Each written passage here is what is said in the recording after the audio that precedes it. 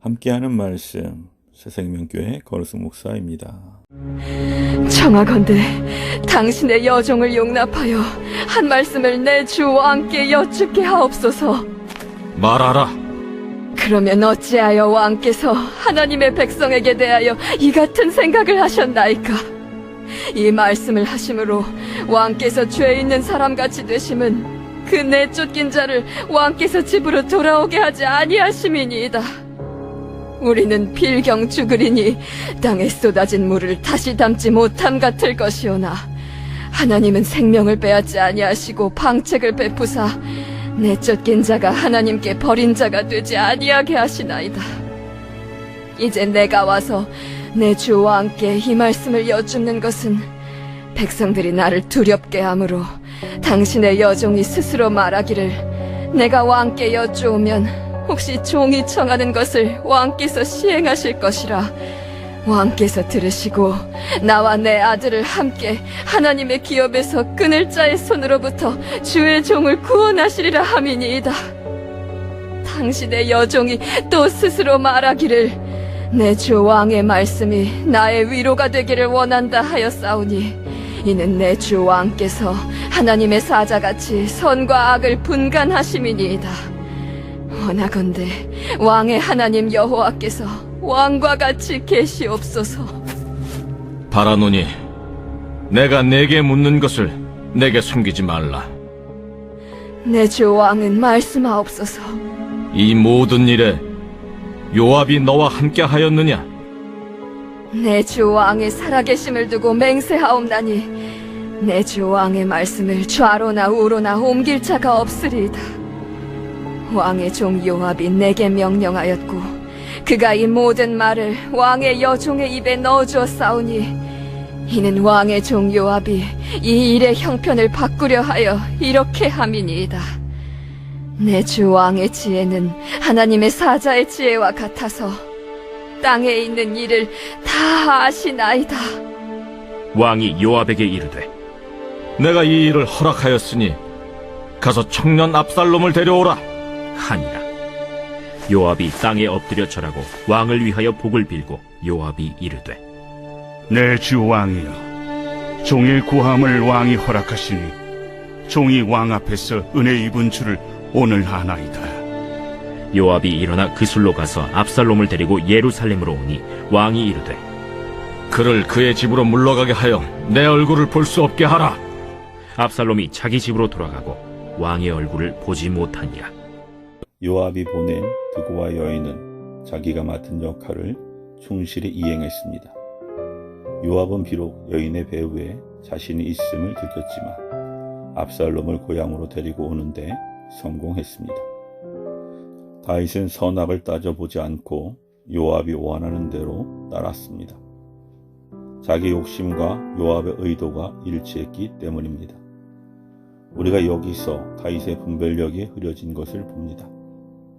그렇다면 성도가 올바르게 분별하려면 어떻게 해야 할까요?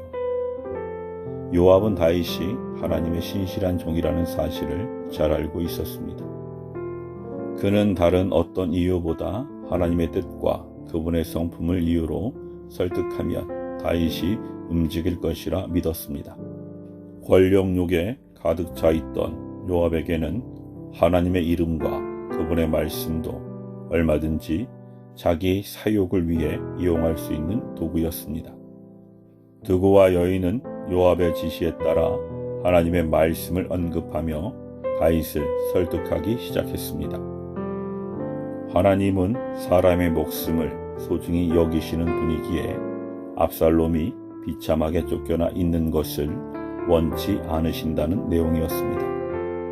하지만 요압이 드고와 여인의 입을 통해 언급한 하나님의 말씀은 모두 요압의 생각이었을 뿐 하나님의 뜻과는 아무런 상관이 없었습니다. 그럼에도 다윗은 이 왜곡된 말씀을 그대로 받아들였고 압살롬을 고향으로 데려오라고 명령했습니다. 성경은 마음이 부패한 사람들이 하나님의 말씀마저 자기의 욕망을 채우는 도구로 사용한다고 경고하고 있습니다. 우리는 사리사욕을 채우기 위한 수단으로 하나님의 이름을 사용하는 일을 각별히 경계해야 합니다. 신앙생활을 잘하던 사람들이 이단의 잘못된 교리에 빠지는 것도 왜곡된 진리에 대해 분별력을 잃어버렸기 때문입니다.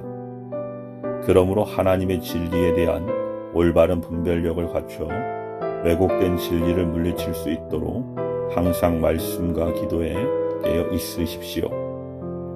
다윗이 두고와 여인의 말을 아무런 분별 없이 따르게 된 데에는 그녀의 처지도 한몫했을 것입니다. 요압은 다윗이 가난하고 비천한 사람들을 긍휼히 여기는 마음이 있다는 것을 잘 알고 있었습니다. 그는 두고와 여인에게 초상당한 사람처럼 상복을 입고 머리를 풀어헤친 채 비참한 모습으로 들어가도록 지시했습니다. 다윗은 아마도 그런 두고와 여인을 보자마자 모든 경계심을 허물고 긍휼의 마음으로 그녀의 말을 경청했을 것입니다. 다윗은 눈에 보이는 것에 속아 잘못된 결정을 내렸습니다.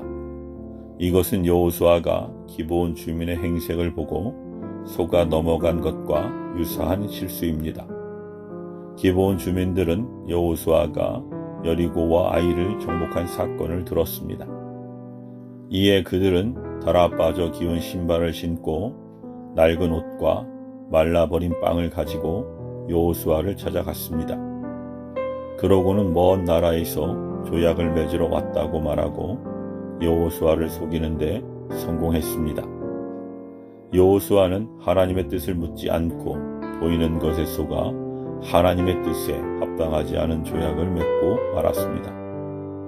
다윗과 여호수아의 경우와 같이 우리 역시 눈에 보이는 것에 속을 수 있습니다.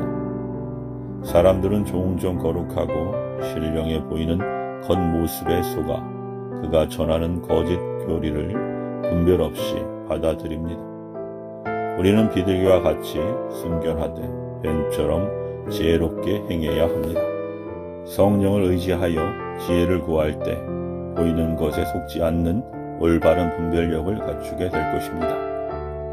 세상에는 거짓되고 부패한 것을 선하게 가장하여 사람들을 현혹시키려는 이들이 있습니다. 성도들은 거짓 가르침을 올바른 분별력과 통찰력으로 가려낼 수 있어야 합니다. 하나님의 말씀은 선악을 옳게 분별하는 힘을 줍니다. 여러분의 마음과 지성에 하나님의 말씀을 채움으로써 거짓된 것들을 꾸짖고 참된 진리를 전하시길 축복합니다. 아멘.